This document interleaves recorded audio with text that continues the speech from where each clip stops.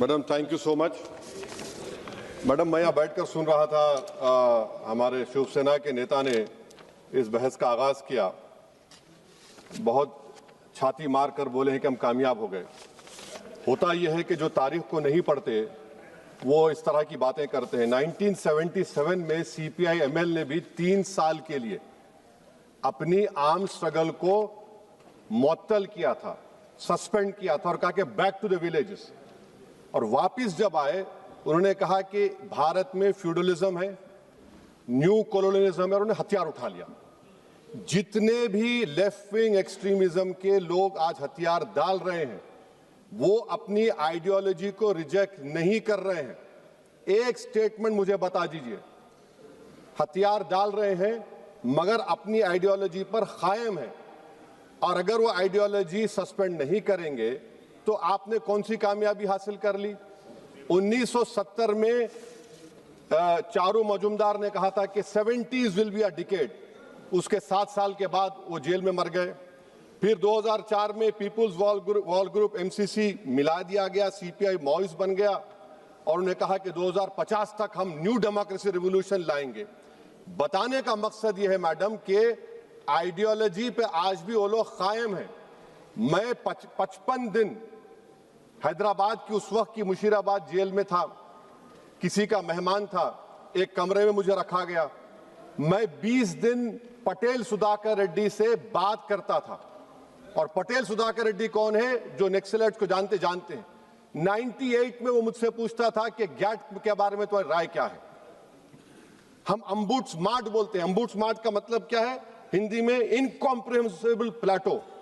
अम्बुड्समार्ट एक गोंड के लिए मार्ट का मतलब साल और पेड़ है। 10,000 स्क्वायर किलोमीटर का एरिया है। नक्सलाइट खत्म हो गए, लेफ्ट विंग एक्सट्रीम खत्म हो गया। अब क्या हो गया कि ना मॉइस्ट है ना गवर्नेंस है, कोई नहीं है वहां पर। क्या होगा बताइए आप मैडम। और एक चीज मैं आपको बताना चाह रहा हूं कि ये 70% मिलिट्री विक्ट्री है, और जो चीजें जो उनको ड्राइव करती थी, और ये सरकार समझ नहीं रही है, इस देश में सबसे बड़ा पॉपुलेशन नौजवानों का है। बांग्लादेश और नेपाल पुकार कर कह रहा है कि इनकलाब गवर्नमेंट को बदलने के लिए नहीं लाया गया था, बल्कि गवर्नेंस को इंप्रूव करने के लिए लाया गया था। अगर गवर्नेंस इंप्रूव नहीं होगा तो खुदा ना खास्ता जो हम चीज नहीं चाहते वो ना दोहराया जाए। और एक एक्रोनिम है madam, IFTTT, if this then what. Civil administration कहां है हमारा? Relief rehabilitation. मुझे अफसोस है कि तेलंगाना की बात ही नहीं की तेलंगाना के MPs.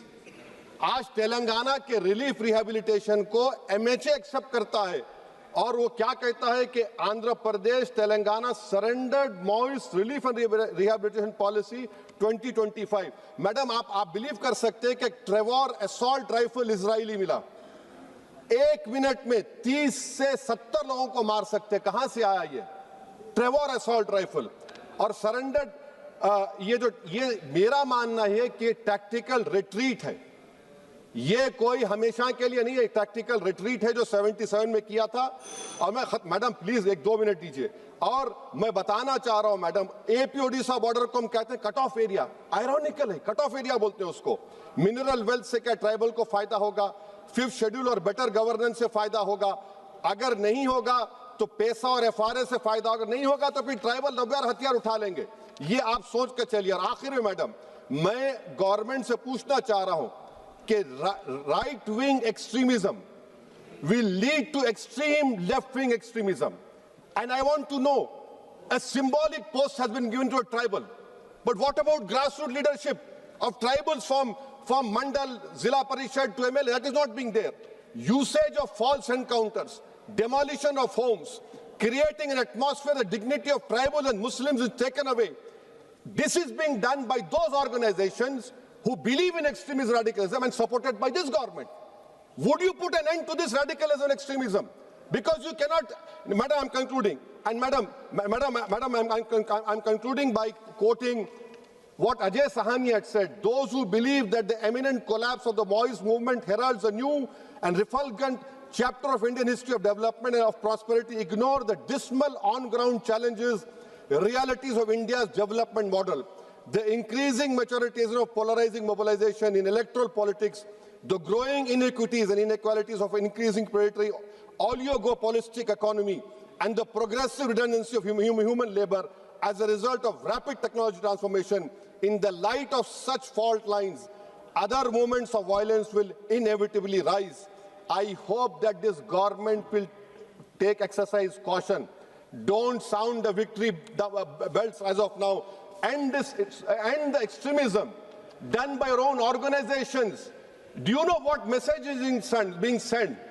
You have the highest number of Muslims who are youth now.